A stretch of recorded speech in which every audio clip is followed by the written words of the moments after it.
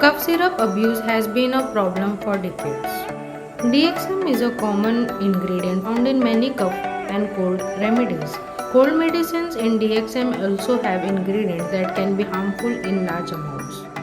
Because of that, alcohol has been removed from most OTC cough and cold remedies. Regular abuse may also lead to chemical psychosis, which is harmful for both children and adults. That's where the important role of general physician comes in.